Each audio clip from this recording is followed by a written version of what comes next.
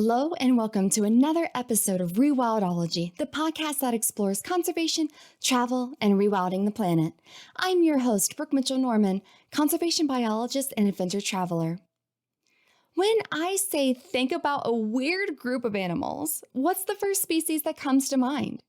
Maybe in your mind's eye you saw an anteater, or bush-jeweled beetles, perhaps an aye-aye, or possibly even a shoe-billed stork. Nature has designed weird creatures filling all kinds of niches, and one group in particular is as odd as it is cute: armadillos. Yes, the half mammal, half turtle looking creatures that you've probably heard of but might not know much about. And you might not be aware about how vitally important armadillos are for maintaining biodiversity in the Americas. To teach us about these cute and weird critters is Mariella Superina, DVM Ph.D., one of the world's leading armadillo researchers. Hailing from Switzerland, Mariella's life was forever changed when she traveled to Brazil at 18 years old. While there, the farm's cowboys showed her her first armadillo, and from that moment on, she was obsessed. She returned to Europe wanting to consume everything she could about armadillos, but quickly realized very little was known about them. She later became a veterinarian and also received her doctorate on this funky group of mammals. Mariella and I chat about many topics, including all things armadillos, conservation issues and solutions that she's developed in South America, how she blended multiple disciplines to research this group, and the opportunities and downfalls of studying such little-known animals. Mariella exudes passion, and I enjoyed every second of her talk. Get ready to learn more than you ever thought possible about armadillos, in between lots of laughs, stories, and a few serious moments. If you're enjoying this show and think a friend might enjoy it too, be sure to send them this episode. Sharing is the best way to help the show grow. Also, if you'd like to be some of the first to hear about new podcast shenanigans, head on over to rewildology.com and sign up for the monthly newsletter. Don't worry, fun emails only. All right, friends, here is my conversation with Mariella.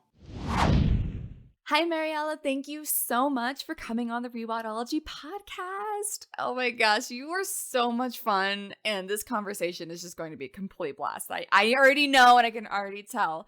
So let's introduce you to everybody. Even though you're in Argentina, you are not from Argentina. So let's get the whole backstory. Where are you from, and how in the world did you end up where you are? Oh, good. Let's start with an easy question then. Okay, so my name is Mariella Superina, which sounds Italian, but I'm Swiss. So I grew up in Switzerland and some other countries. And well, after finishing high school, I went to Brazil to work on a farm, and that's where I saw an armadillo, which is a long story. If you want, we need the whole thing. We need all the things. Whole thing. Okay, so you have plenty of time, I guess. Oh yeah, I mean, I got my wine and my water. We are good. We're good. Good. So yes, I was working on a farm in Brazil, and at some moment the cowboys asked me to go tattoo hunting. And I said, "Oh yeah, cool. What are we hunting?" He said, "Yeah, you'll see." So we walked around the whole night looking for tattoo, and had lots of fun. And after about 6 hours of walking around, we went back, and I hadn't seen any wild animals. But I mean, we had fun, we laughed a lot. And so when we came back, I asked the guys to please show me a tattoo, so at least that I knew what I had been looking for all night. And so the next day they caught a 9-banded armadillo and brought it to me. And I saw that animal, and I had no idea that armadillos existed. So, I was blown away by that animal. And really that encounter changed my life. Because I saw that weird animal that looked like a living fossil. And it was a mammal, but it had a shell like a turtle. So, it's kind of very weird animal. So when I went back to Switzerland, I started looking for information about armadillos, and actually I didn't find a lot. So I started studying veterinary medicine in Zurich, and at some moment we had a course in zoo biology at Zurich Zoo, where we had to give talks about some animal species. Oh, I want to talk about armadillos. And my professor said, well, that's a little bit weird because everybody talks about, tigers, lions, European wolves. And I said, no, but I want to talk about armadillos. So I delved into all the literature they had at that wonderful library at Zurich Zoo. They had books in Spanish and Portuguese that I guess nobody had ever read. And then it was very funny because I talked to the keepers. They had some screaming hairy armadillos. And they said, well, they never emerge from their burrows, so you'll probably not see them the day that you're going to give that talk. And anyway, we stopped by and I stood in front of that enclosure, and that screaming hairy armadillo came out of its burrow and looked at us during all my talk. I mean, that was so weird, so unexpected. And it was kind of a sign, Mm-hmm. And then my professor offered me to write my doctoral thesis about these animals because he said, well, that he didn't know a lot about them and that my talk had really been interesting. So yeah, I took that opportunity and started working with armadillos, actually with lots of books and papers. Because in Switzerland, there are no armadillos except at zoos because these are American animals. They're actually the real Americans. If you want to talk about the real Americans, you have to talk about the armadillos. All their evolution took place in the Americas and they only exist in the Americas. So that's how we started with armadillos. And I wrote my thesis on the biology and maintenance of armadillos, and I thought, well, these creatures, I need to investigate them a little bit more. And so I went to the US and started a Ph.D. in conservation biology at the University of New Orleans. And yeah, I decided to dedicate my life to these little strange animals. And here I am. I mean, that was about 30 years ago when I started with armadillos, and here I am still working, studying armadillos, dedicating my life to the conservation of armadillos, and also to, bringing all the people together who are interested in armadillos and raising awareness for them and giving lots of talks at universities because there are still plenty of people who don't know that armadillos exist. And I mean, I feel for them because I had to go through that at some moment, Oh, that's awesome. I would love to break down a little bit more of your story here. So how did you get to Brazil? This seems like such a pivotal moment in your history and your journey, and that's a pretty random destination. So how in the world did you end up working on a farm in Brazil? Tell me through that story. Yeah, I guess it's not the most common place to go when you're 18, Not but at all. in Switzerland, the guys usually do the military service at 18, and so they miss the start of the university year. So they travel, and usually they go to the US. And I said, well, if they can travel, why shouldn't I be able to travel around? And I wasn't that interested in going to the US. I wanted to see something different. And my dad, at some moment, had a boss who, when he retired, bought a farm in Brazil. And so he once visited us in Switzerland and he told me about his farm and said, oh, you should visit. And he invited me to go and see what a Brazilian farm looks like. And he said, oh, you'll love it. There are lots of horses and wild animals. And I have 2 sons that you have to meet. And so my dad got a little bit jealous and he said, well, I've known that guy for decades and he never invited me to his farm. And so he didn't want me to travel alone. So he accompanied me. And we went to Brazil, and that was another pivotal moment in my life because Switzerland is a beautiful country, but it's very small and it's cold. I don't like cold weather. And I saw that the nature and the vast plains, and I was just amazed, by the landscape and kind of by the freedom you have when you're outside in such a place, where you're kilometers or miles away from the next city.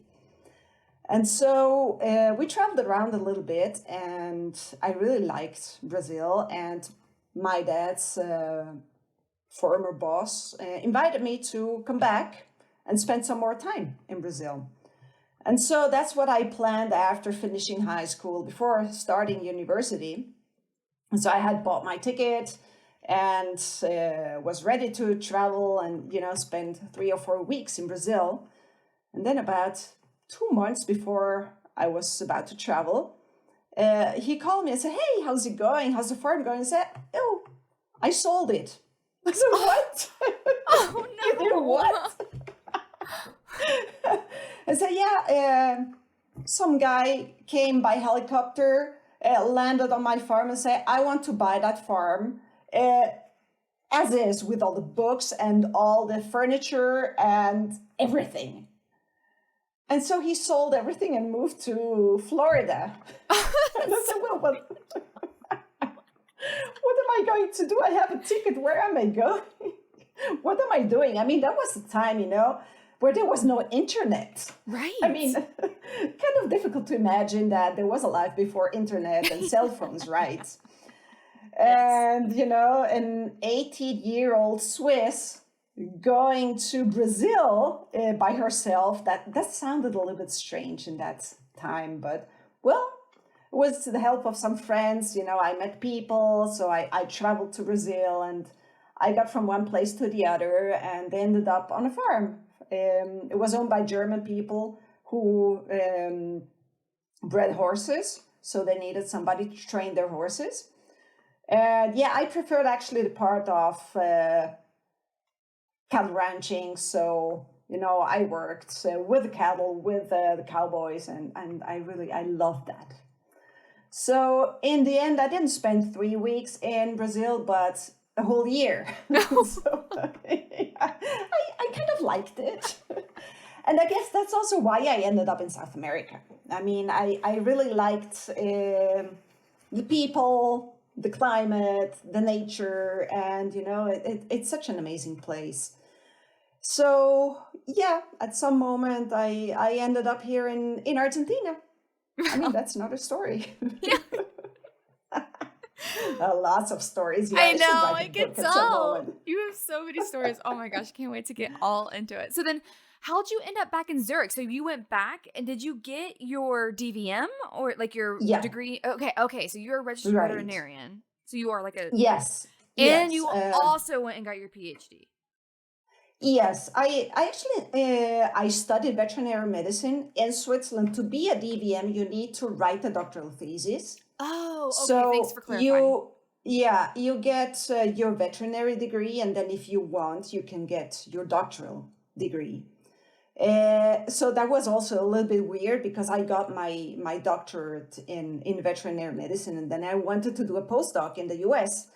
And yeah, that concept was a bit complex, because in the US you get a DVM degree. So I want to do a postdoc, and they said, "Well, why don't you first write a doctoral thesis?" I said, "Well, I already have a dissertation." They said, "Well, no, but that's not a real dissertation. You should work on a PhD." So, okay. So a wonderful friend of mine, Roberto Aguilar, started talking about conservation biology. I had no idea what that was. And he said, "Well, it's multidisciplinary, and we need more veterinarians working in conservation biology, because the veterinary medical part is fundamental. I mean, with all the diseases that can affect wildlife. And I mean, in the end, you also have conservation medicine, One Health, that combines human health, animal health, environmental health, and you need veterinarians in that." So, I thought, well, that's interesting to learn more about conservation biology. So he helped me look for a PhD program in conservation biology in the United States where there would be at least one professor knowing what an armadillo is. Which That's wasn't helpful. easy. Yeah. But we found one in New Orleans. So that's how I got to New Orleans, and I truly enjoyed it. I mean, New Orleans is an amazing city. And I had to fight a lot because everybody else in that PhD program were biologists. So they didn't get the idea of me working as a veterinarian in conservation biology. So they wanted to convert me into a biologist. And so it took me a while, to find my way as a vet in conservation biology. But I think that's also a very important part to talk about, that it is multidisciplinary. So we need more people from other areas working in conservation biology. Absolutely. Absolutely. That's what I'm such a big advocate for in this podcast. I mean, every single person has a different story and a different background and what they're doing, but we are all conservationists. Like every single person that comes on here or that listens pretty much can label themselves as a conservationist, but how we do that is completely different. I mean, yeah, you're my first DVM, like you're my first vet technically. And we're talking about armadillos too. Yeah, I guess I'm the first one who talks about armadillos in this podcast. Absolutely. But, I mean, that's also the fun part about conservation biology, that it is multidisciplinary, that you have to work together in conservation. You cannot do that by yourself. It won't work. So I really like that approach, that it's teamwork always. Absolutely. I can't agree more. Okay. So now we are to New Orleans, and which at least it's not cold there at all. That's for freaking sure. Right. Didn't have to worry about cold at all. Okay, so what did you end up studying for your PhD? I mean, obviously it was armadillos. So what did you like? What's the path that you went down?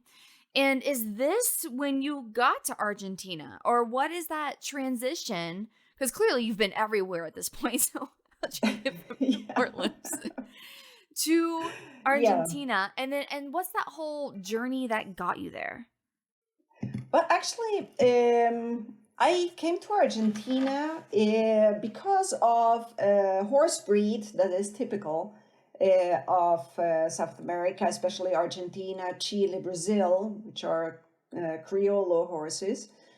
And while I was studying in Switzerland, I had good contacts in Uruguay and traveled to Uruguay to a farm that belonged to a good friend of mine who bred horses. So at some moment I was doing an internship in Uruguay, and I said, well, I'm going to an exposition and an exhibit in Buenos Aires, where they would show the best Criollo horses. And that was right beside Buenos Aires Zoo, where I knew that there was a veterinarian who had worked with armadillos. So, I walked over and went to the zoo and said, well, I would like to talk to Juan Carlos Sassaroli. Say, yeah, who are you? I said, well, I'm Swiss and I am interested in armadillos. And of course, nobody believed that. So, that was another of these funny stories, they say, why are you interested in armadillos? So, yeah, but anyway, afterwards, I did some graduate courses in Argentina about armadillos and saw practice. And at some moment, I came to Mendoza to see practice at the zoo.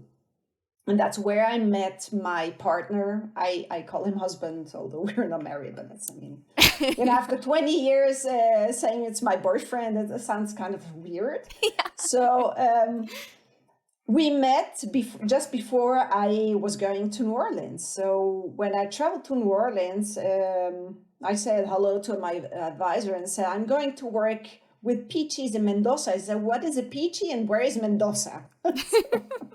Say, yeah, peachy are small armadillos that are endemic to Argentina and Chile, especially to Patagonia. And Mendoza is a beautiful city in Argentina, close to the Andes, where there are lots of armadillos, especially peaches. So that was my start in New Orleans. So I did all my coursework there, but I would travel to Argentina, to Mendoza, to do my field work. And then Katrina hit. You remember Hurricane Katrina? I mean, who couldn't remember Hurricane Katrina? So university was flooded, the whole city was flooded, the university shut down. And so they asked me to stay in Mendoza because I was just in Mendoza when Katrina hit. So yeah, then I had to improvise a little bit. I had planned to do all my field work here, but I actually wanted to do all my lab analysis in the US. So then I had to start looking for labs in Argentina where I could do all my analysis. And I did a little bit of everything actually for my PhD. I wanted to collect as much information as possible about this armadillo species that would help develop conservation plans, assess their conservation status, etc.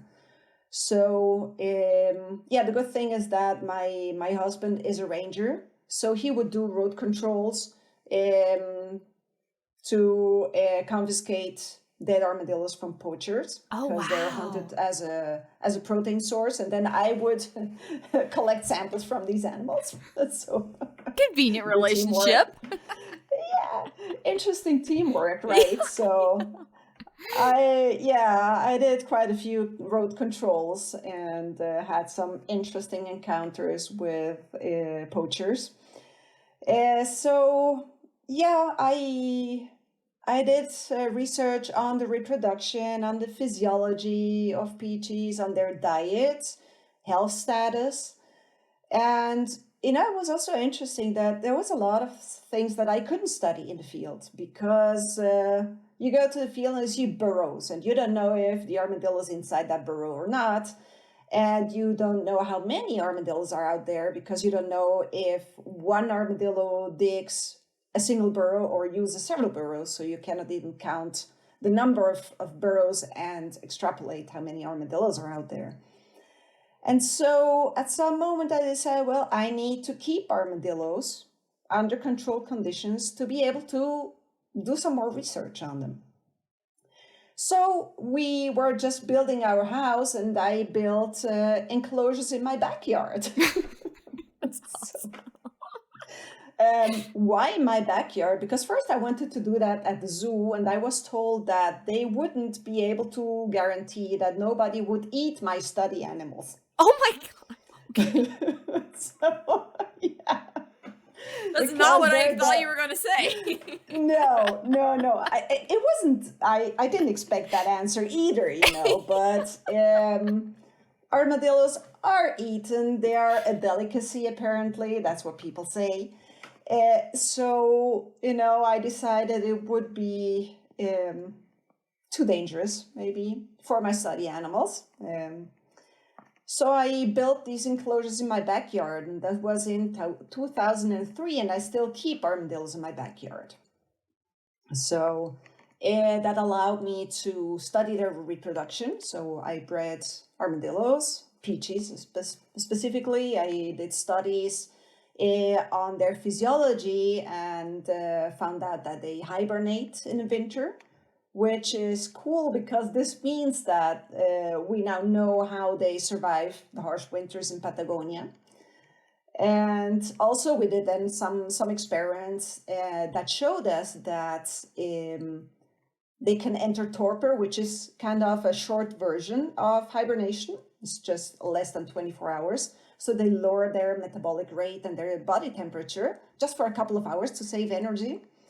And they do that more frequently and lower their metabolism and their body temperature even more when they're subjected to environmental stress. Which brings us back to conservation medicine, right? Because this explained us a lot. So if we have, for example, an intense drought here in Mendoza, you won't see any armadillos outside their burrows.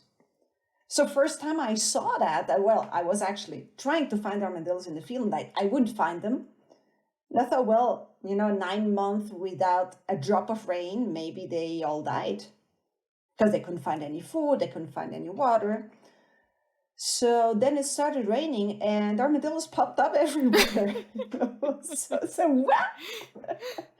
So then, thanks to these experiments under controlled conditions, I knew that they had been just in torpor, waiting for better times to come. So, sometimes we think that it's, we have to do field work. And it's great to do field work, but then you see that there are things that you cannot study in the field.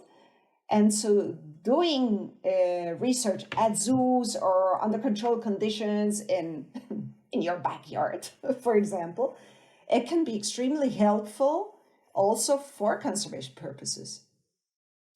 Yes, and I would absolutely love if you could explain a little further what exactly it is that you mean when using like veterinary medicine in your studies. How were you able to marry those two? If you could explain a little further for us, because maybe somebody might be more of the biologist side, or maybe someone might be more of the education side. But how did you, like these seemingly separate fields, how did you put them together for your particular species? Well, just to give one practical example, when I was in the field, the locals will tell me, locals always have, a huge amount of information because they live in the middle of nowhere and they observe their wildlife and they know changes. And it's really, they're an amazing source of information. So in several places, they would tell me that peaches had disappeared. There have been local extinctions, and they said, well, it's always when we have intense rains in the summer. And they associated it with the beetle that also appeared during these heavy rains, and they thought, well, it's associated to the armadillos eating these beetles. And they said, well, then they have eruptions on their skin and they have abscesses and then they die. And plus, they told me that you shouldn't eat one of these armadillos that have these abscesses because it's contagious. That's always the strange part of talking to them. But so, I was intrigued by that. And when I kept my armadillos here under controlled conditions, they're in open pens, and they're exposed to rainfall, to sunshine, and they can dig their burrows. They have lots of sand to dig in. And there was especially a wet summer. And they call that, in the field, they call that the peachy plague. And then I had some cases of skin lesions, abscesses in my armadillo. So I started investigating that. And it's really interesting because these peaches are desert animals. They only live on sandy grounds in the middle of the desert where it's not raining a lot. We have about 300 millimeters of rain per year, so it's close to nothing. Yeah. So they don't drink any water either because there are no water sources around.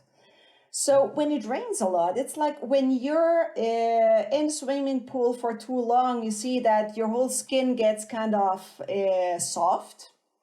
Now imagine this happens to an armadillo that lives and digs in sand, which is very abrasive. So they have that softened skin that gets abraded by the sand. And in the sand, you always have bacteria that are opportunistic. They don't cause any problem. But in this case, they find a wound that gets, the whole sand obviously gets into that wound. And that's a perfect climate for these bacteria to grow. So that causes infection. And now we have the other problem that armadillos have lower body temperature, so their immune system doesn't work very well. So this gets to abscesses and to septicemia and kills the armadillos. So this means that if you have more rainfall in summer, you have more humidity levels, and you'll have that problem in these species. Now, look at climate change. Predictions for Mendoza, for example, are that we will have more intense summer rains, which would mean, in this case, that peaches would have higher incidence of this peachy plague that could kill them.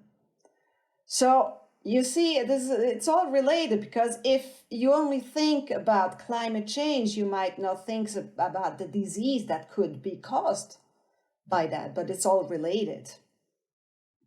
So that's one of the issues. But you also have, for example, urban sprawl, you have habitat fragmentation that changes the whole ecosystem, that changes the interactions between different species and between individuals of the same species.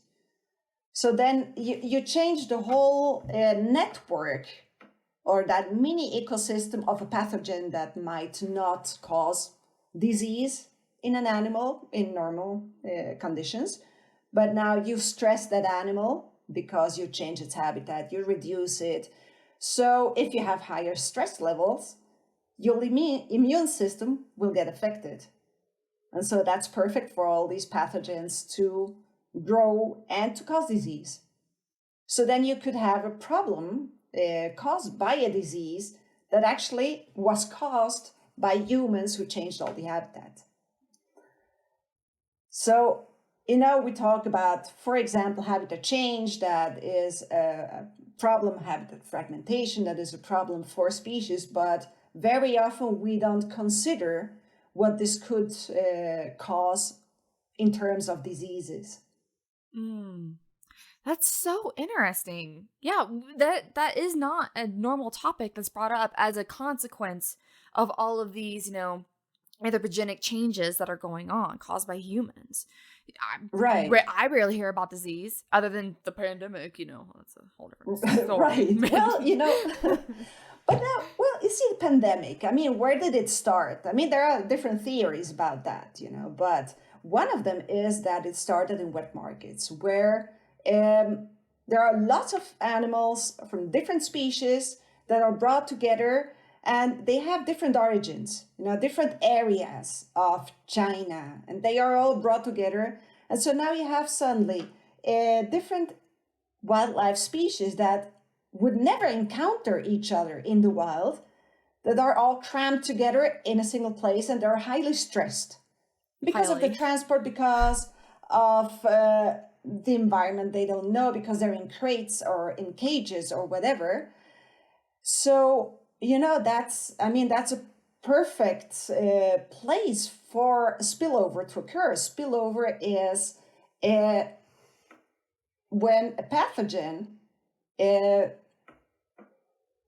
is transmitted from one species to another. That could be from a wild species to a domestic species, or it could be to a human in the end, right? So if you have all these cages crammed together in a wet market, and then also they kill these animals, slaughter the animals, eviscerate them, so you also have contact with the blood, you have sneezing animals, you have breathing animals, everything. So, that's a culture medium for new pathogens to emerge. Yeah. So, right now, because we all talk about the pandemic all the time, it's important to consider the effects that we're having. There's also an example that I usually give at talks. In the Amazon, the Amazon region is, wilderness. There are lots of places where you cannot go unless you go by boat, but there's still, there are areas that humans cannot access. Now, a couple of years ago, I don't remember when it was, they built a Transamazonica, which is a Trans-Amazon highway. And if you look at satellite images, you see that perpendicular to that Trans-Amazon highway, there are lots of smaller roads that have been opened. Because of course, you have a road and people are looking for survival, how to survive. They look for new opportunities. So they take that road and they establish themselves somewhere. And then they start, logging, and they have to keep cattle, for example. So they have an area where they cut down all the trees and they put their cattle there to graze. Now, in that area, you once had wild animals. Now, you stress them because you cut down the trees, you change the whole microhabitat because now suddenly you have sunlight that comes to the soil, that reaches the soil, so you have other humidity levels, you have other temperatures. So that's all stressful for the wild animals. And then you bring in cattle. And the cattle will have contact with the wildlife that is roaming there because, of course, they're still trying to, survive in their area. So you have contact between, say, bats or wild deer that live in the area with that cattle. And the cattle have never had any contact with a certain virus that is commonly circulating in all the wild animals in that area. And so its immune system is not prepared to combat that virus. So then you have a cow that is infected. And then you have the rancher that gets in contact with the cow or that slaughters and eats the cow.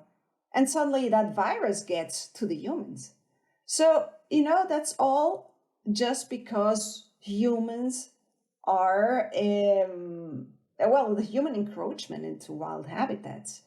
And then, people say, well, it's the wild animals' fault. No, it's our fault. We're getting there. We're changing everything, we change all the interactions. And it's also, all that example in the Amazon is also a conservation issue because the cattle will also have parasites, for example, that they could transmit to the wild animals. So then suddenly you have new pathogens, new parasites in the area that could infect wild animals and could also be a problem, looking at the conservation of these wild animals. Yes, absolutely. Domestic everything. Domestic all the animals. As we've come to find, as the human population grows and we get more and more and we breed more and more because we need to sustain this never-ending human population. It's just more of these things are going to happen and are going to develop. Yeah. It's a cycle. I hate to put this out there, but this is just the first pandemic. The opportunity is out there. There are so many humans that just by natural selection, a disease is going to be like, ooh, look at all this opportunity. I have subjects, billions of them, just purely from a biological standpoint. This is literally just the first one. And I hope everybody realizes that. Look how many times in history, there's all these big events, the plague, Spanish flu, all of these things. It's just a matter of time. And it happens a lot with, wildlife as well as that we see swine flu.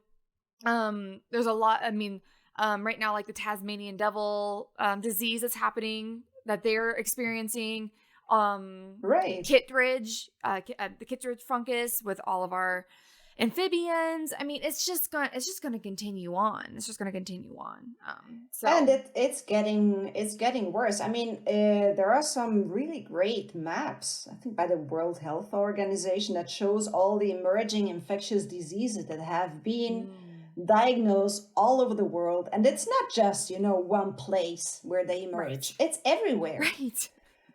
So epidemiologists have always warned about a potential pandemic. So actually we knew that this would happen. Right. And maybe we will learn from our mistakes. Maybe not. It's kind of difficult, but...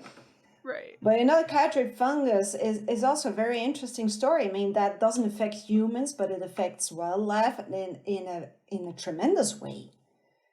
I mean, this is for sure, it's the pathogen that has caused the highest amount of conservation problems.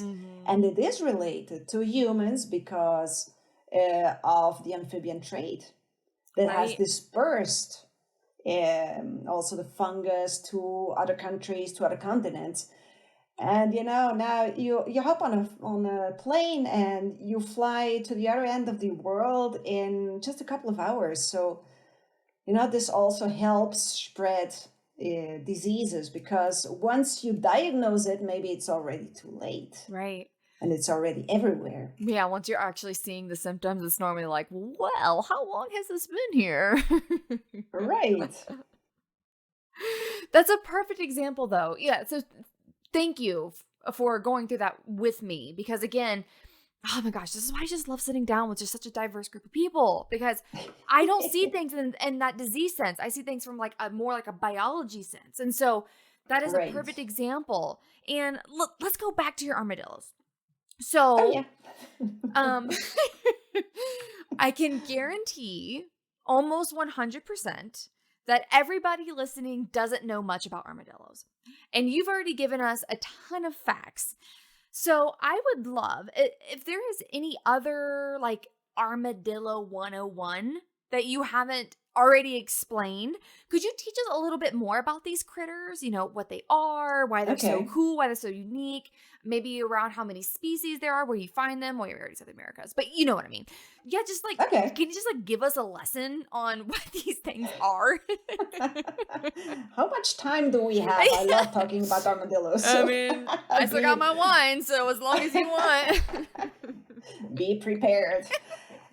Okay, so armadillos, why are they cool? Well, they're literally cool. So let's start by that. Love it.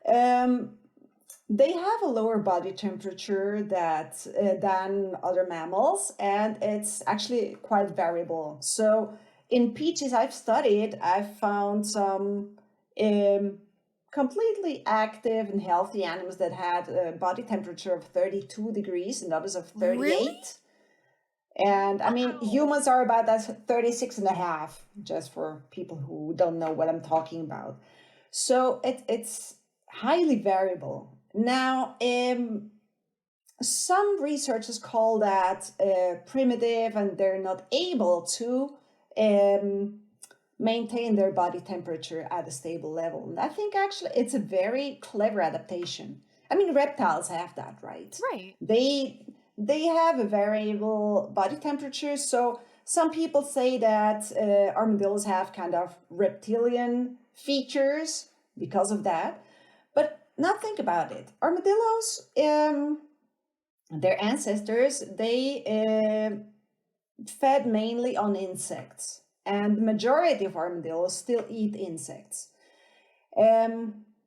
Talking about which, anteaters and sloths are their closest relatives, which is also very cool. But we'll talk about that later. So they mainly eat insects. Think about the size of an insect. How much energy can an individual ant contain? I mean, nothing. So if you had to eat enough insects to supply your requirements, your energy requirements, you'd be eating 24 hours a day. And probably that wouldn't be enough, right? So there are several adaptations in the anatomy and the physiology of armadillos that have evolved over millions of years. For example, they don't capture every individual ant because that would take too long, and then they don't chew them because also they would lose a lot of time with that. So they have a very sticky saliva, they have a very long tongue, so they lick up these ants. Like They just anteaters, get, like bloop, bloop, bloop. right, exactly. Like my So then sound they effects. swallow them. Yeah, we need sound effects here. Because that's exactly what they do. Okay. Oh, keep going. So they swallow them so that they don't waste time chewing them, which means that it doesn't make a lot of sense for them to have to develop very sophisticated teeth, right? Because this also takes energy. So over time, over millions of years, their teeth got very simple and they all look the same. And I mean, the most extreme example are the anteaters that don't have any teeth, right? So, but still, that still isn't enough for them. They adapted to all that by reducing their energy requirements. So they have a metabolic rate that is about 40% of what you would expect for their size. So they just, everything is a little bit slower in the case of armadillos. But this also means that they generate less body heat. And so that's why their body temperature is lower. Now, why would they waste energy just to maintain their body temperature at a high level? I mean, that would require more ants, and they don't have time for that. So their whole requirements are lower, their body temperature is lower, and now when they're active, this generates, muscular heat, and their body temperature increases. When they're outside and it's very hot, their body temperature increases and they don't bother reducing it. They don't bother increasing it when it's cold. They cope with it in other ways. For example, by digging burrows. That's why armadillos need burrows. So when it's extremely hot or extremely cold, they will hide in their burrows, and the depth of the burrow will depend on the ambient temperature. So actually on the amplitude of the ambient temperature. They will dig as deep as necessary so that they have a stable environment in their burrow. So that's all very clever, so right. that they don't waste energy. Why waste energy if you don't have to? Because this means that you have to eat more. Who has time for that, like you said? Right, and they can't eat chocolate like I would do it. I need to eat more. So that's why armadillos are cool. But this also means that they are more common in tropical and subtropical areas where the environmental temperature is more or less stable, so that they don't have to cope with, huge temperature changes. Now, you do find armadillos, for example, in Argentina, in Patagonia, where you have, very cold winters. And interestingly, the species that we have in the southern cone, down here, Argentina, Chile, Uruguay, they not only feed on insects, but they also ingest other kinds of food like vertebrates, carrion, which gives them much more energy. Oh, really? So are their teeth different then? Are they they're actively hunting? No. Or they still slurp them? Slurp. Well, it's very interesting because I've analyzed stomach samples, stomach contents of hunted poached peaches, and found entire lizard, entire scorpions in there. I have no idea how they slurp them down, but it's very interesting. I mean, it's great because it's easier to identify than their prey. But I don't know how they catch them. I mean, I guess they're very patient. Probably they also, catch animals that enter their burrows, for example. Oh, so maybe more opportunistic kind of thing? It's like, right. Oh, you happen to be here and I know you're edible, so I'm just going to chomp down. How cool, right. But there's one species, the large hairy armadillo, that eats carrion. So if you have a dead animal somewhere in the field, you will find burrows just below that carcass. It's kind of, McDonald's for large hairy armadillos, you just have to get out of your burrow and you have your food there. I mean, it's very handy. So that's how they cope, with the fact that they have a low metabolism, but here it's colder, so they need more energy so that they can maintain at least a minimum temperature. So that's one of the very unusual things. Then you have, in reproduction, for example, 9-banded armadillos, they always give birth to 4 identical twins. So they're genetically identical.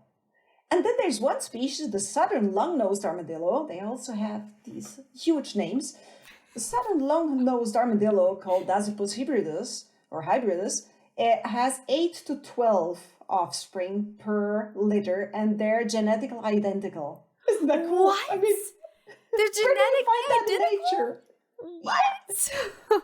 But, if you look at them, they have, morphologically, they can differ a little bit, but they're genetically identical. So you have either 8 female offspring or you have 8 male offspring in one litter. Do you know what the advantage would be of that for them to be genetically identical? That's something that a lot of people have tried to elucidate. I mean, one hand, you see, you have 9-banded armadillos in southern U.S. So they appeared for the first time in the 19th century. So that was a natural invasion from Central America. Now, imagine you have 2 pregnant females that come to a new area. One has a litter of 4 males and the other one has a litter of 4 females. You already have a small population. Mm-hmm. So, I mean, to colonize new areas, that's amazing. It's an amazing way. And there have been several theories investigating, for example, altruism. That, maybe one of these offspring, or that 4 offspring would stay close to each other, so that, one could sacrifice itself so that the others, the siblings, would survive, so that the genes would survive. But Jim Lawfrey and Colleen McDonough at Valdosta State University did a lot of amazing studies about that.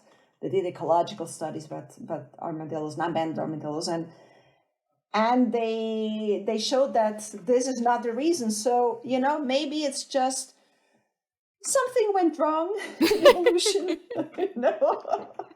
One of these strange things that it's still working, I guess. And still working. I mean, is it hard for them to find mates? It's just like, what would that be? Like, what is the benefit of that? But yeah, right. Keep going. It's really strange because you only find that in one genus of armadillos, in Dasypus armadillos, and the others don't have that. Oh. Other species, so we currently recognize 22 species of armadillos. So some species only have 1 offspring per litter, others have 2 or 3 maximum. And then you have Dasypus that have these quadruplets and strange things.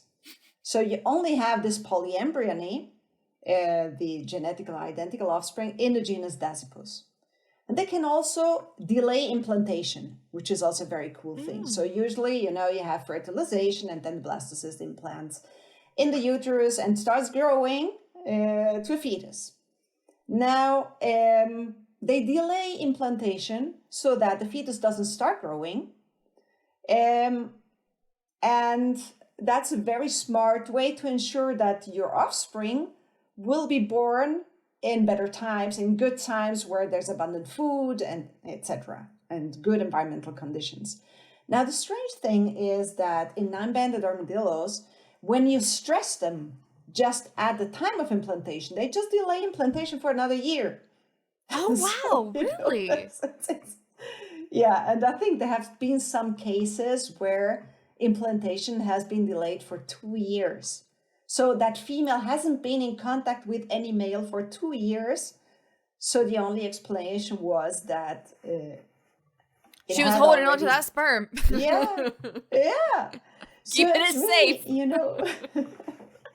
Amazing things in armadillos that nobody knows about. Then what else? Well, anatomically, what I was so amazed about is that they have a carapace. The carapace consists of tiny little bones that grow inside the skin. Oh, I didn't know they were bones. Yeah, they're made of bones. But they don't join completely. So it's not, you have not like a turtle where the whole carapace is rigid, but it forms different shields. So you have a scapular shield, you have a pelvic shield, and then you have a variable number of bands in the middle. And that gives them a lot of flexibility. So if you touch a 9-banded armadillo, it will be kind of leathery, but it has these tiny little bones inside the skin. It also has a shield on the head, which is very practical because they have to dig. So they start digging with the head, and this prevents them from having injuries from, stones and digging, abrasion, stuff like that. So, and the number of bands varies from one species to the other, but also it can vary within a species. And then you have two very cool species, the three-banded armadillos that roll up into a ball. So that's one of the concepts that some people think that all armadillos can roll up into a ball, but it's only two of these 22 species. And so they're round and only have three bands, and then they have a triangular head shield and a triangular shield on the tail. So when they roll up, these two shields come together and they close up that ball, and it's impossible to open it. So the predator cannot open that perfect ball.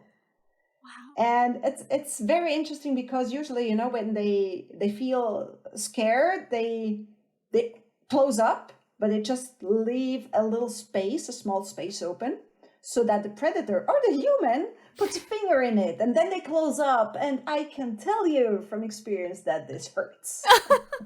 And you cannot open that ball. So it's really, you have all these adaptations that are amazing, and they're so different. And, you think about the armadillo, but actually you have 22 species that are adapted to different environments, that they have different morphologies, they have different physiologies. So, you cannot talk about the armadillo because they're all so different. You even have the pink fairy armadillo. Oh my gosh, yes, please talk about these. I had to look them up. Yeah. After last time we chatted, I had to Google these things. I was like, what are you talking about? They are the cutest freaking things on this planet. I can't believe they're real. But they are. Okay, so if somebody is listening to us and has no idea what we're talking about, imagine a piece of sushi. Because it looks like a piece of salmon on top of the rice, the sushi rice. That is perfect description.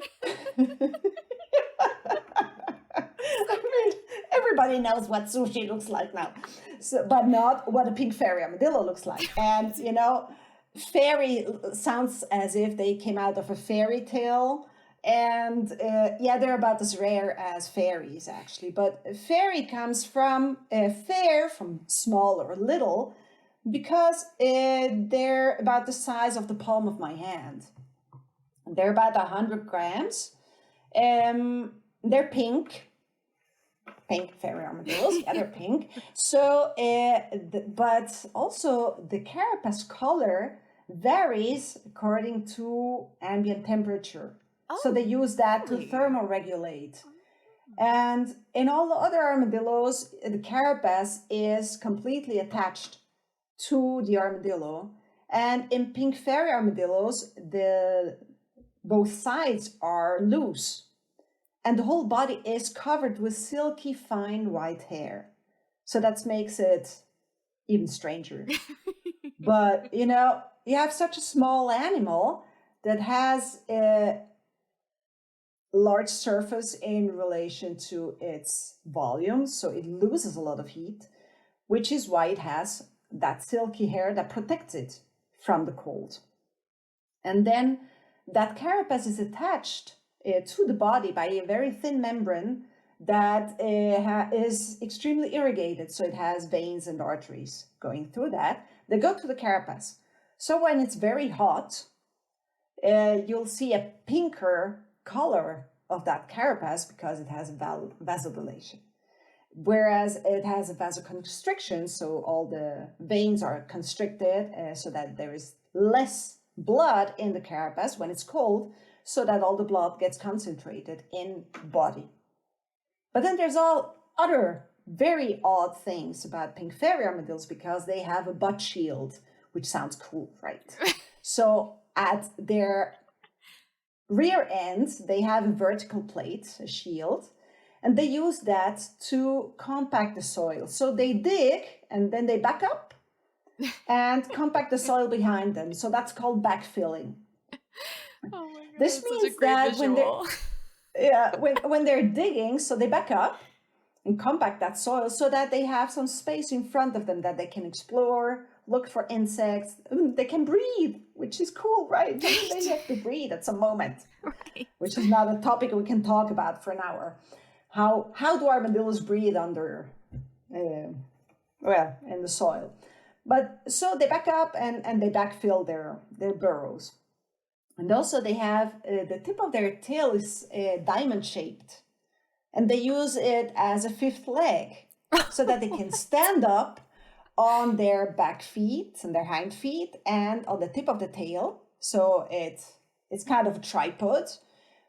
So they can free their front legs, and with their huge claws, they can dig much more strength. So that's pink fairy armadillo. And their front claws are so large that they can only walk on the tip of their toes. Yeah, I saw that in the pictures.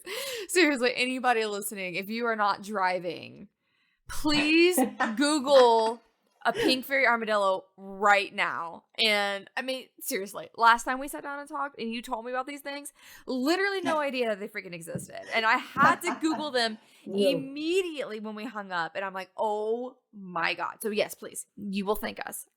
Go do a Google search. There's not many photos of them, even on Google. They're so rare.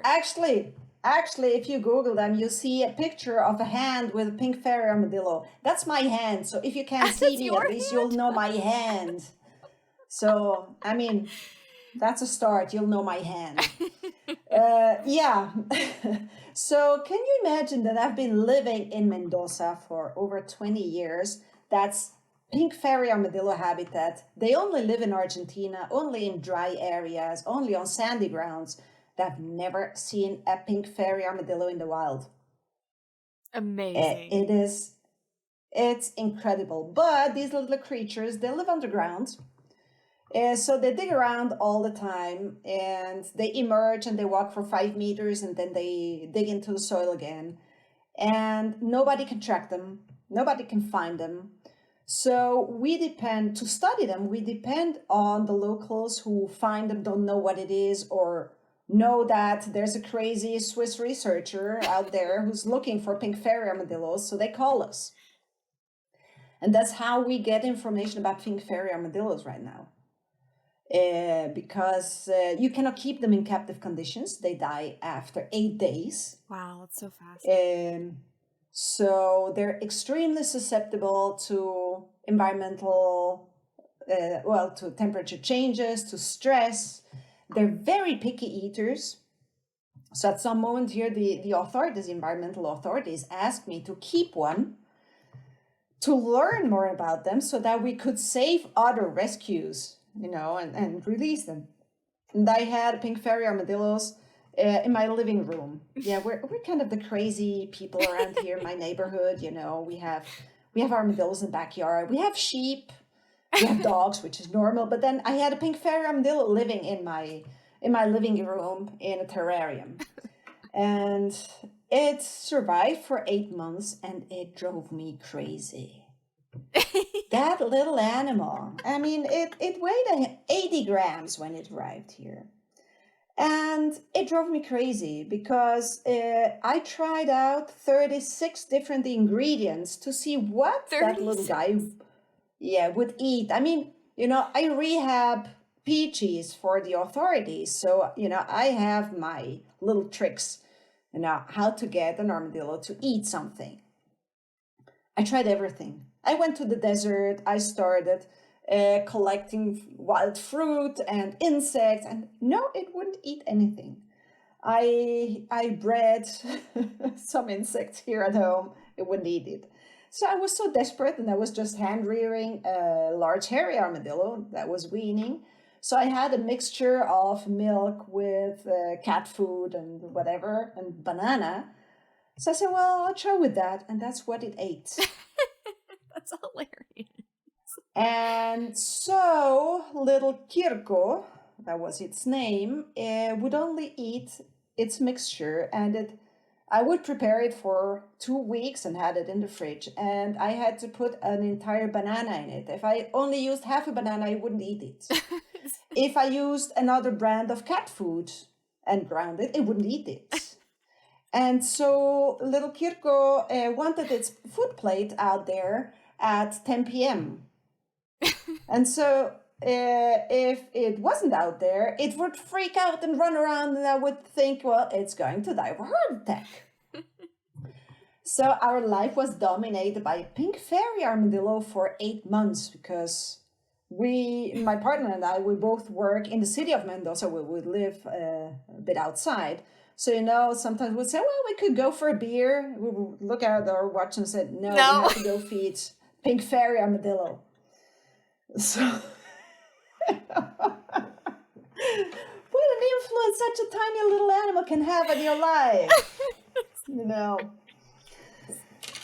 So, yeah. Oh, it's like you're raising like an infant or something. It's like this little thing that fits in your hand. Can't even go out for beers. You're going to go feed the baby. The pink fairy. So, yeah, and it was funny because there was an International Mammalogy Congress in Mendoza at that time. So I had several friends, armadillo researchers, who were obsessed with seeing that pink fairy armadillo.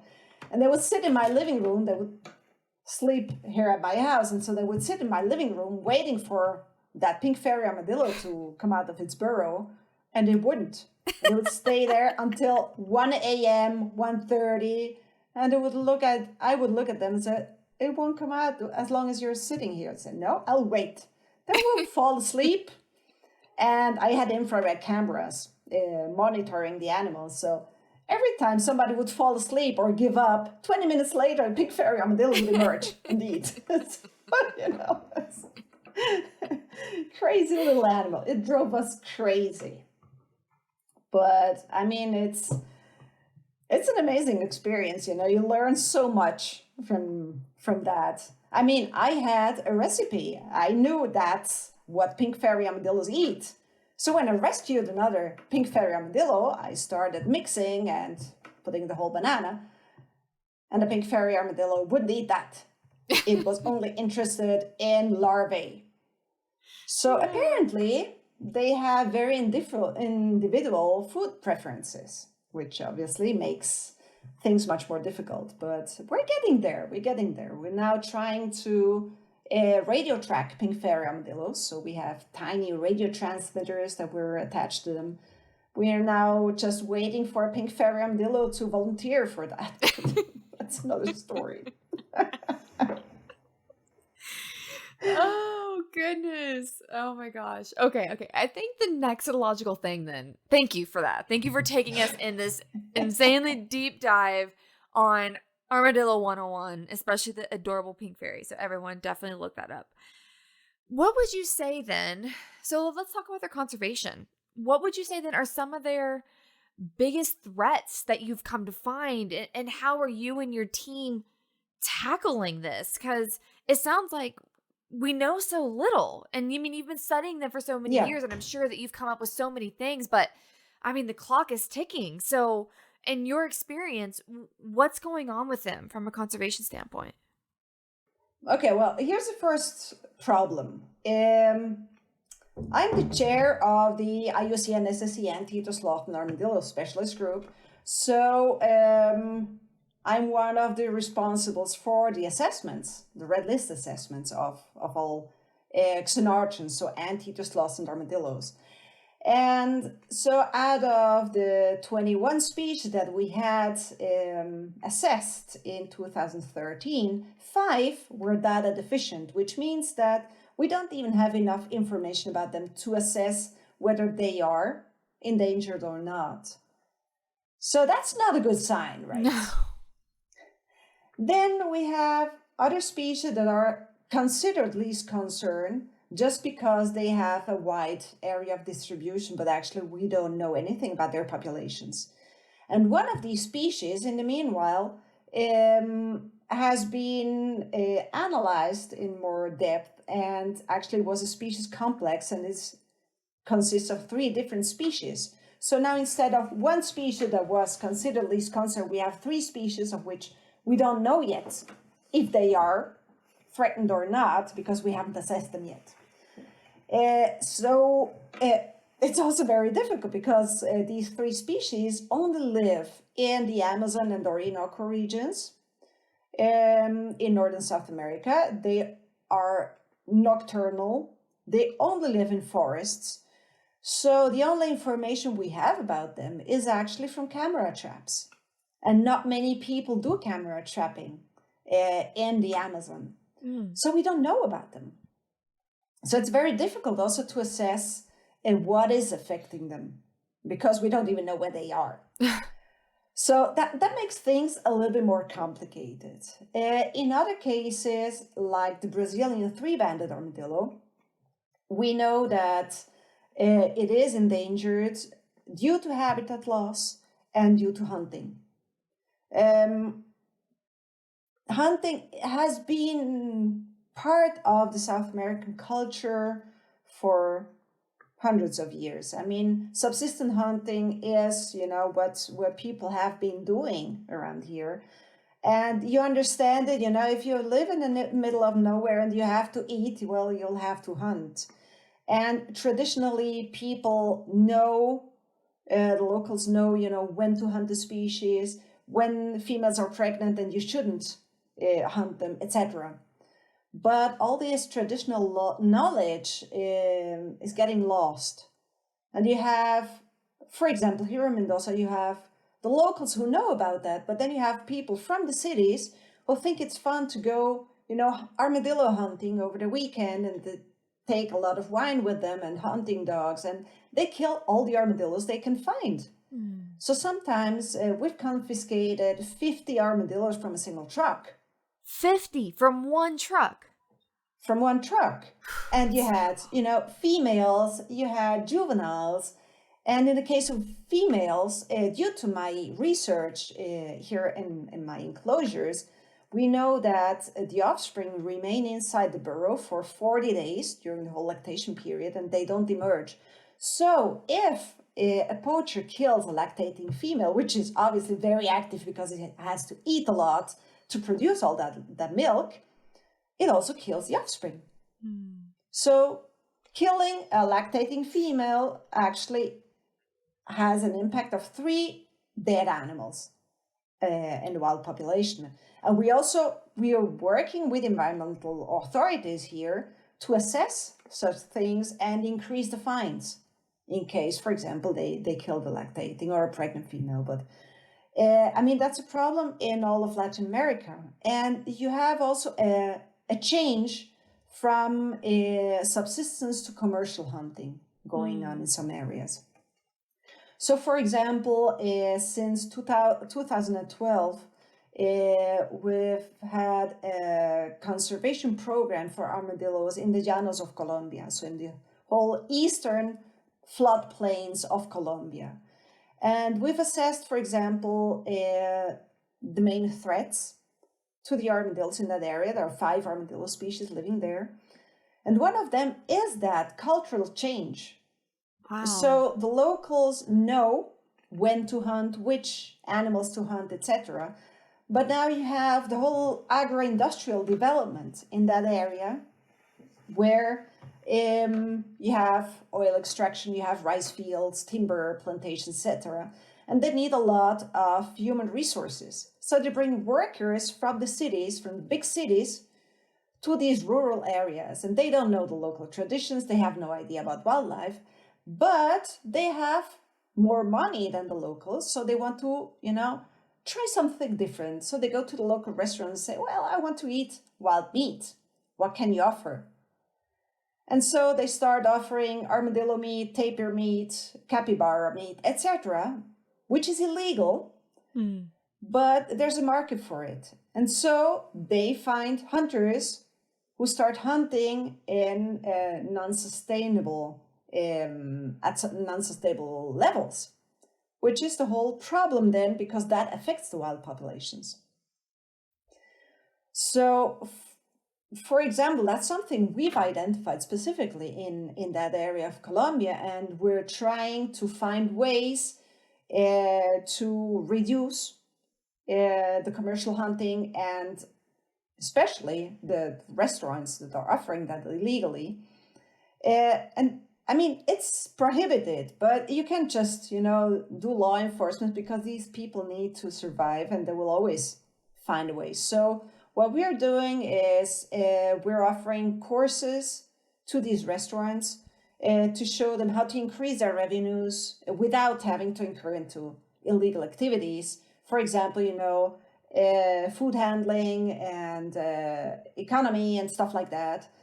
And they can adhere to our program, to our label, which is called Restaurants Free of Wild Meat.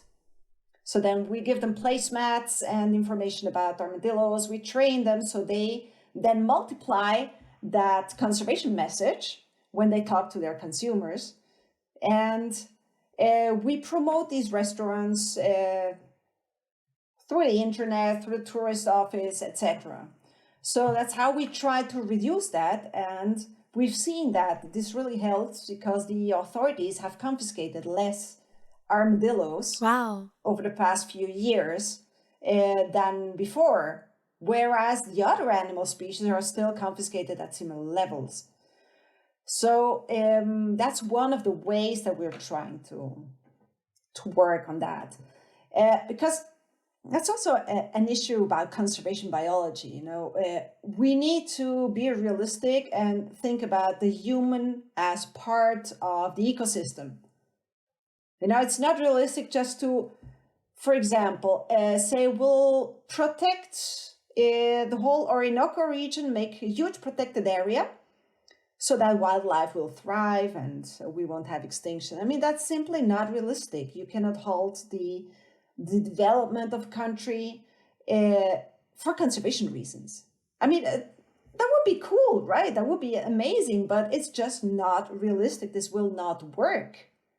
So if you have an agro-industrial development, it's better to work with, for example, in this case, oil palm plantations. We're working with oil palm plantations in the Llanos, which do not deforest. There's no deforestation going on. They use the savannas to plant their palms. So it's an extremely different, completely different situation to that in Asia, where things have been really horrific. Have been everything wiped out with all the conservation impacts. But now in the Llanos, what you have is people who are committed to conservation. They plant the oil palms, but now we're working with them to assess which management practices are more beneficial to armadillos. Remember, I told you that they eat insects. Mm-hmm. Insects are pests to plantations.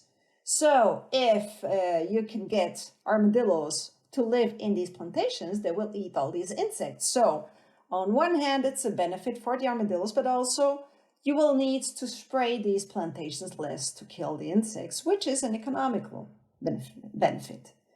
And also, if you have armadillo-friendly plantations, it means that you can certify your product and you can sell it on the international market as an eco-friendly product. So that's the approach that we're trying to do so that we can work with plantations.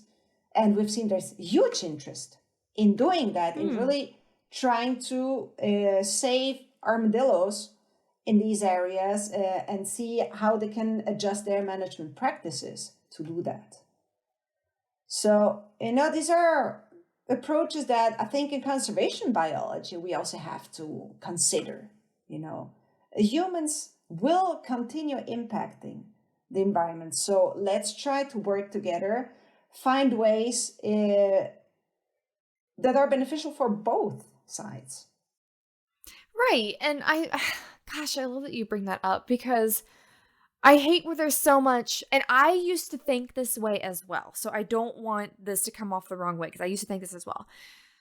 That it was so us versus them, meaning humans versus nature, and that if we're encroaching on nature, then we're doing something wrong. And it's that's not what this is. We are just as much a part of nature. We have separated ourselves, and we have no right to tell someone that they cannot pursue the best life that they can for them and their family simply because of nature. that's not fair. Like, that's not okay. And I mean, I can't imagine if I, had a family of my own and someone tried to tell me that I could not give my child the best life it could because X, Y, or Z, conservation, whatever, whatever, whatever. Like, what? We have to humanize this sometimes. And I think that's like that line. I mean, I think it's getting a lot better now. I really do think as we're getting more and more into engaging all stakeholders, talking with local communities, all of these other things that we're starting to do now, that's not near as prevalent as it used to be. But recognizing that and talking with these people and like, what can we do together? My goal is to save armadillos. Your goal is to have the most profitable plantation as possible. Where can we meet in the middle? Like, let's work together. Let's work together. And how did you do that? So, I mean, you are a Swiss woman, which I'm sure there's so many layers to that we can go into in a second, which we will. But how did you go about this? So you're like now this armadillo expert, which how'd you even do that? Like, how did you just become an armadillo expert? And then how did you start working with these communities to start saving the armadillos? I mean, I just asked you like 5 questions and I apologize for that, but yeah, just however you want to answer. Well, going back to the same thing I said, it's teamwork. We're a team. I could not do that by myself. Now, we're talking about armadillos, right? I mean, it would be much easier to do that for jaguars because everybody thinks, jaguars are, sexy animals and charismatic animals. And now we're talking about armadillos that nobody even thinks about. But, if you have the passion and the enthusiasm, you can reach a lot even for strange and odd-looking species like armadillos. And I think that's the issue. We give huge amounts of talks. We go to universities and talk to the students because, it's kind of a vicious circle. There are not many armadillo researchers out there. But what's the issue? You have undergraduate students who need to write their undergraduate thesis. So they need to look for a professor who is going to advise them. And professors don't work with armadillos, so they will not incentivize them to do their undergraduate thesis on armadillos. They never hear about armadillos, so it doesn't even occur to them. So you have to start working with these undergraduate students and tell them and show them how fascinating these armadillos are and all the unusual things and all the stuff that you don't know yet about them. And it's all publishable if you think about, the research part. Right. There's a lot of publishable stuff that you can study, which is attractive for researchers. So then you start motivating them. You offer them to be their advisor. I have been undergraduate advisor for several students in Colombia, just to get them started so that at some moment, they get independent. Now, we have one of my former undergraduate students is in our team as a biologist. He's doing now his master's thesis on armadillos. So, we're pushing him to be the armadillo specialist in Colombia. Because we need somebody who pursues that research, because I cannot be, forever traveling to Colombia to do the research. Right. I need to get human resources out there who are interested and who know about armadillos and how to study them. So that's one of the issues. But then also you need to talk to the locals. So we've published plenty of books, coloring books for the children. We've gone to schools to talk about armadillos, to involve them in all our projects. So directly, I think we've reached 50,000 persons with our talks. It's amazing. And we also have a permanent exhibit at a local zoo that has been working with our project. And so considering that they have a giant armadillo that we haven't talked about yet, about that species, But, it's the attraction. So we estimate that about 500,000 people, 500,000 people have seen the exhibit and have learned about armadillos at that zoo. So that's how you slowly start changing things. You have to talk to the authorities, which is a completely different language. Yeah. So, it's totally different if you have to talk to a politician or to a local or to a kid.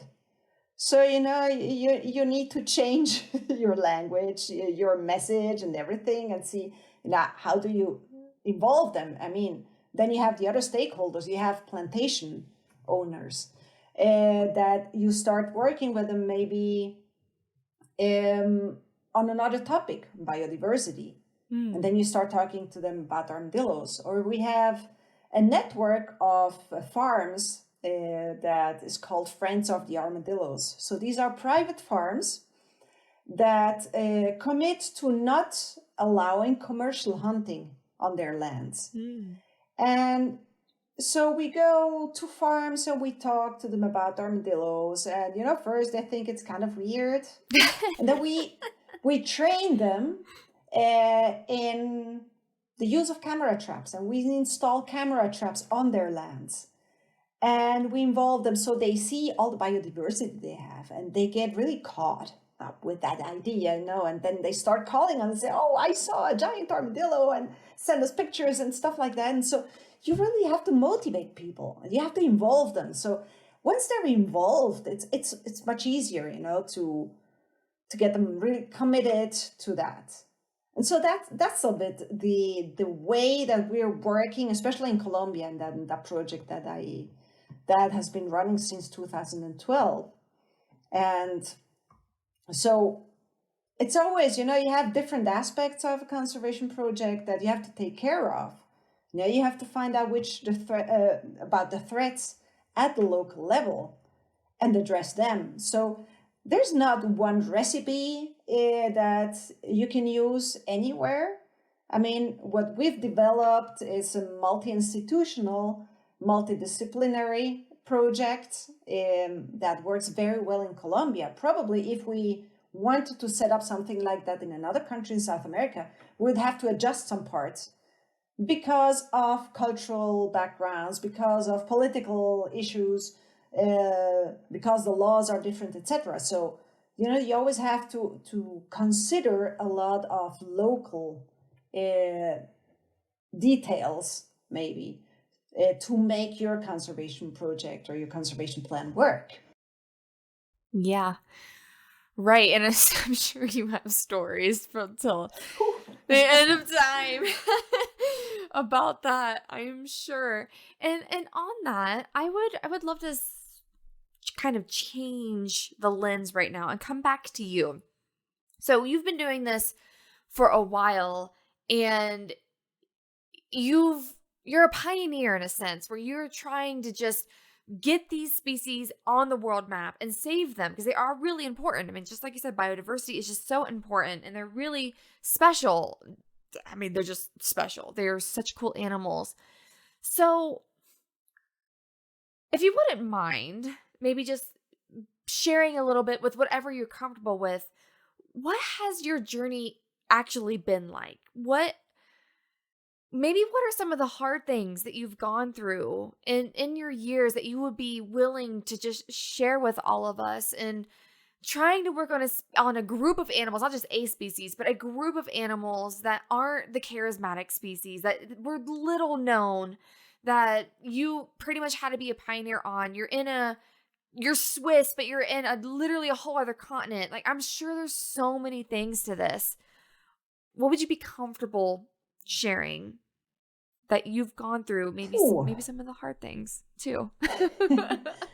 Well, I think if you're not working with a charismatic species, one of the major issues is funding. Is to get funding to work with these species. Because everybody will be interested in funding a study on primates or on elephants or whatever. So you get lots of funding for that. And armadillos, people will look at you and say, why armadillos? So I mean, it even happened to me during my PhD when I presented my projects. I had one of our professors who said, "No, Straight up this just said doesn't make no. sense. Doesn't make sense." Oh my god. He wanted me to change, study animals and work with a completely other taxon. I said, "No, I am going to work with armadillos." And he destroyed my project every time he could. And he always ended up saying, "Why don't you change your topic to something more realistic?" And said, "No, I'm going to work with armadillos." And I think that was a very difficult part, but I learned a lot from it. I kicked him out of my committee. Good. I did. I mean, I had two options. One was give up and abandon my PhD. The other was insist in what I want to do and get him out of my committee because he would never accept it. So if he's listening to that, I'm very sorry about all I'm saying. But I think that was one very difficult issue. Funding is still an issue. You don't get funding that easily for armadillo research. So, for example, then we started delving into the whole conservation medicine thing and public health issues. So we've started working on some pathogens specifically that can affect humans. And have been looking at that, which is easier to get funding for. And so indirectly you can study armadillos, other aspects of armadillos, but it's not ideal. So it takes a while to, get the right funder. For example, for the conservation program in Colombia, we had a private company that started actually that project that just wanted to do conservation work with a species, and they Oleoducto de los Llanos, they own the pipeline, an oil pipeline, and in Colombia they have to dig ditches and bury the pipelines due to security reasons. So I said, well, armadillos, they also dig. So that would be a cool species to support, and that's how our program started. So that was just a crazy idea. But then, we wanted to find other funders, and it was extremely difficult to find somebody. And in 2020, we talked to Fondation Segre, which is a private foundation in Switzerland, ironically in Switzerland.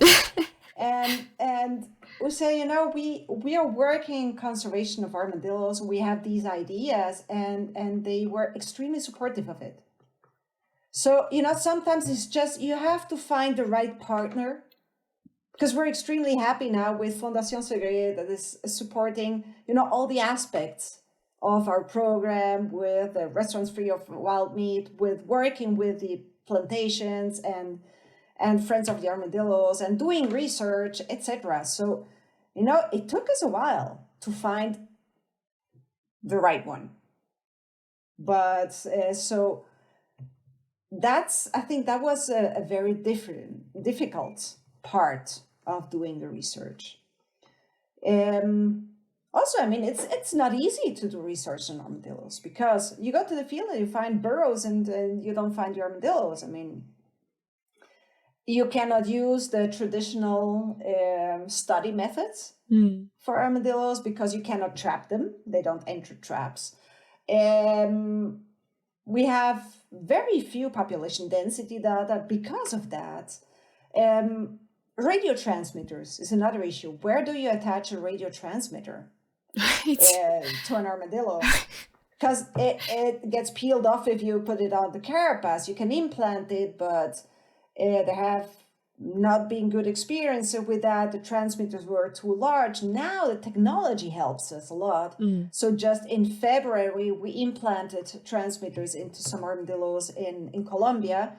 And yesterday, my colleagues in Colombia went out to the field to catch more armadillos and implant transmitters so that we can radio track them.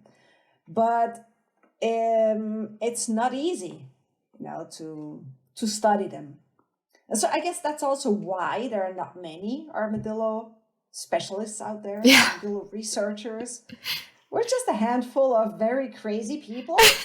But, it's also the fun part of it, We know each other, and it's great. I mean, the immense majority wants to work together.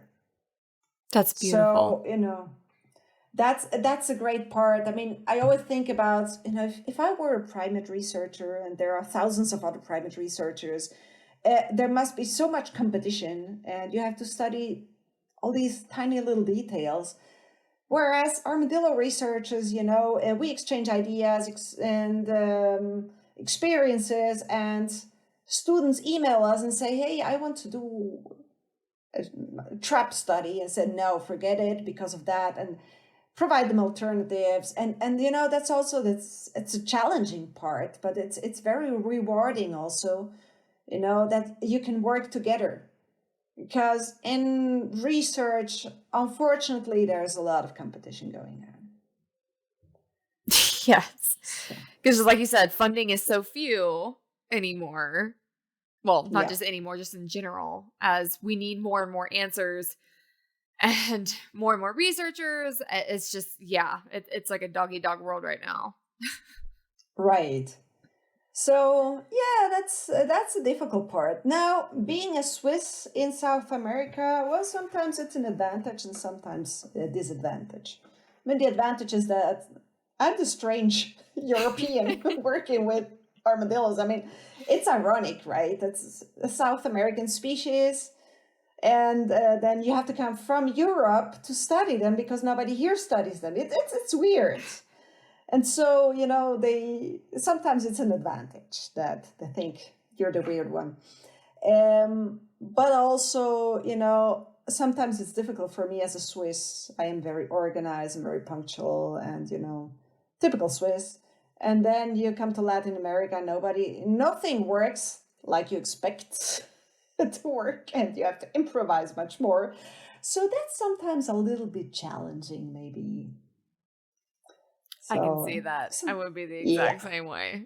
Every single time I've traveled anywhere else, or I had some friends that have come to the US for like their masters or something, and they were like, oh my God, I had to figure out. I think like they were just telling me stories about their first day at university, and they just kind of strolled in, not realizing that start time, like if you are on time, you are late. Like that concept just didn't exist to them. And so it was a very rude awakening for them. But luckily they said that they were grateful for their experiences because now they're so much more productive. And I'm like, well, that's a double-edged sword there. Yeah, there really is some benefits. And then there's like our just crazy workaholism. That's definitely a whole other conversation. But yeah. Oh, yeah. Still. Yeah, so what would you say then on the other side then? What are you most proud of? Is there like one particular instance or maybe just the whole thing? Or like, what are you just like, man, this lights my fire and I'm so glad that I've done this or dedicate my life to this? Like, what is that thing? I'm very proud of our conservation program in Colombia. Really, really proud of it because we're seeing the results and we see, the enthusiasm, and armadillos are getting recognized as flagship species in the Llanos. So people are really, embracing the animal, and that's extremely rewarding because you see the results. So that's one of the things I'm really happy about, proud of. Also, I work with an amazing team there, so I couldn't be happier about that. And I think that's also one of the nice things about my job, as there are not many armadillo researchers out there. I travel a lot. Pandemic drove me crazy because I couldn't travel. So usually, in our institute, when I come back from a trip, they ask me, when are you going, where are you leaving again? Because I wouldn't spend more than 3 months in Mendoza. So now I have a graduate student in Chile who's working with armadillos. I have my master's student in Colombia. I had undergraduate students in Colombia. I provide advice to a researcher in Honduras. work a lot with somebody in Costa Rica, now via Zoom or something like that. But still, I travel a lot. I have great colleagues and friends in Brazil with whom we're working together. So, that's an amazing part of it. And I think that's what I like most about being an armadillo specialist, that I can exchange ideas and work with people from all over the place. I mean, even in Europe, our specialist group has members from France, a geneticist who's the specialist in molecular analysis of armadillos, sloths, and anteaters. But we also have 2 zoo specialists who know much more about captive breeding. So we also exchange ideas a lot with them. So, that's a great part about it. We have people all over the place, and providing advice to them is also extremely rewarding. Yeah. I mean, just the passion that's exuding from you. Like, it's so obvious that you love what you do. I love talking to passionate people, because let's be honest, it's like the only thing that we have. It's like the only reason to do pretty much what we do is just the passion, because there's really not many other perks. Right. I mean, sometimes you get frustrated because you cannot do what you want because funding is scarce. I mean, especially in Argentina, working as a researcher in Argentina is frustrating because you don't get funding here. I mean, our grants are ridiculous, and we have an inflation rate of about 50% per year. So 50%? 50%. So that eats up our grants. Yeah. So, I wrote my research proposal, my grant proposal in 2019, and got the grant awarded last year. And it's a 3-year grant. So what I had budgeted in 2019 is unrealistic right now because I don't have the money.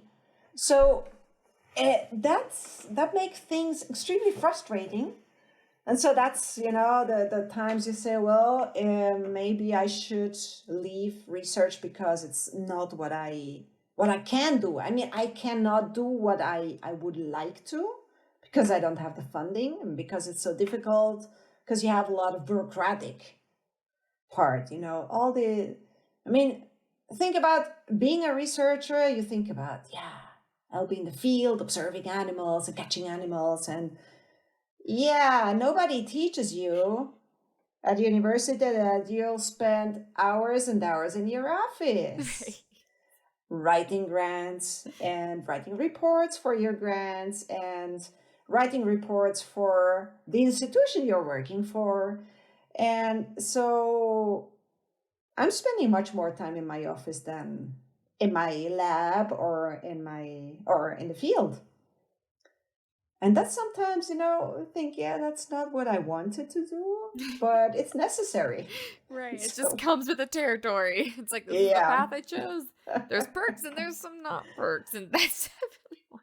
Right. But Yeah. And so, since you've seen so much and you've experienced so much, if you could offer one piece of advice to anyone listening, and that could be anything, what would you like to share that you want someone to take away from this conversation? That you have to follow your dream. I mean, if you want to do something, insist, and don't don't let anyone take you off your path that you want to follow. And if you are passionate enough, to study the weirdest animal or plant, do it. It's not worth spending the rest of your life doing research on an organism that you're actually not passionate about, because you get frustrated. And if you want to work in conservation of the weirdest animal, well, do it, because nobody else is going to do it. And that species depends on you. So I think that's very important. in all that. You know, you need to follow your dreams and do what you're passionate about. That's so beautiful. Yes, absolutely. I'm such Absolutely. like, we all have the thing that just lights our fire, and like, find what that thing is. And then once you have it, don't let go. Just freaking go for it, because we need you. Like, we Right. need you doing that. We need more armadillo specialists. We need all these people from all different backgrounds Right. solving all of these issues, and they're only going to get worse. So the more people we have following their dreams, following their passions, answering questions, the better. But also, you know, be open to new experiences, because I studied veterinary medicine because I knew since I was little that I wanted to be a vet. And I was finishing vet school and I was convinced that I was going to work with large animals, cattle. And then I saw that armadillo, and that changed my whole life. You know, so you have to be open for new experiences, because otherwise maybe now I would be working in Switzerland, taking care of cattle as a vet. Yeah. And look what that weird encounter with an armadillo made of my life. Right. It's amazing. See, I mean, you have to be open to such experiences, to weird, casual things, that unexpected things, maybe, because they could be, you know, they could change your life. They could be fundamental for your path. That's why I love travel. That's why I'm just like, everybody travel. I mean, that's what I do. That's the way I've dedicated myself to conservation, is through travel and seeing all these wild places, meeting amazing people, and helping people have these transformative experiences. And I mean, I come from a very, very rural place that's very close-minded, and it's just amazing what just one trip away outside of your comfort zone can do. And just like, I mean, you were in Brazil, you were like, what's a tattoo? And it just happened to be an armadillo. Right. And now look at your life. Like, can you imagine how that one experience, just that one little thing on a trip, just completely changed your life? Such a fantastic example. So I've taken up so much of your time. And you've been absolutely amazing. I mean, me too. I'm just looking at the time. I'm like, oh my God, we're still talking. I mean, I could talk to you all night, and we're definitely going to have some wine in Mendoza. So, yes. Talking about travel. I've already invited myself, and it's going to happen. But anyways, if somebody wants to get in touch with you, what is the best way? If they want to be like, Mariella, I want to talk to you about X, Y, or Z. How can I get a hold of you? What would you like to share with people can get a hold of you? Well, first of all, if you want to learn more about armadillos, our specialist group has a website that has some basic information. Maybe you can post that, because xenartrans.org sounds a bit strange, because that's the scientific name for armadillo, sloths, and anteaters, unfortunately. You can find that. You can just Google Mariella Superina and you'll find our website. So you can contact me through that website if you're interested in knowing more about armadillos, or about anteaters that we haven't talked about today, or about sloth. They're also very cool. So that will be a good way to start. I mean, there are scientific papers, and I'm on Animal Planet and on Netflix and whatever. So you can also look me up somewhere. And of course, listen to this podcast again, so that if you miss something, you'll get it the second time around. I mean, we've talked a lot, so maybe, you fell asleep in the middle and now you woke up just to the end of this podcast. So maybe you should rewind and listen to it again, so you know more about all that. And of course, I always post all of this in the show notes at rewildology.com. So yes, everything we talk about, I will make sure that all of those resources are there. And then maybe I can bring some people down with me, and you can just take us to all the vineyards, and we could just be half drunk talking about armadillos. It's just amazing to me.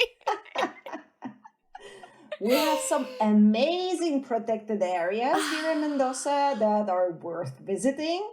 One is Payunia that you have to see. There are armadillos in there, so I mean, it's a good excuse. You can watch armadillos in Payunia. We can search for pink fairy armadillos, but you'll have to spend a couple of years here probably until you see one. But I mean, that's an option too. That's not out of the question for me. We'll see. I mean, there's enough wine to survive that. So that's a good point here in Mendoza. I mean, there are some advantages of living here in Mendoza. Like, there are over 1,000 wineries in Mendoza. So, yeah. Oh, Mariella, you are amazing. Thank you again for spending your evening with me. And I can't wait to just get your story out there and teach everybody about armadillos and why they're so important. Great. Thank you so much. That was a lot of fun. So we can continue chatting about armadillos, about whatever you want anytime. I'll be happy to do that. Yes, that's sweet. Hey, thanks again for listening to this episode of Rewildology. If you like what you heard, hit that subscribe button to never miss a future episode. Do you have a cool environmental organization, travel, story, or research that you'd like to share? Let me know at rewildology.com. Until next time, friends, together we will rewild the planet.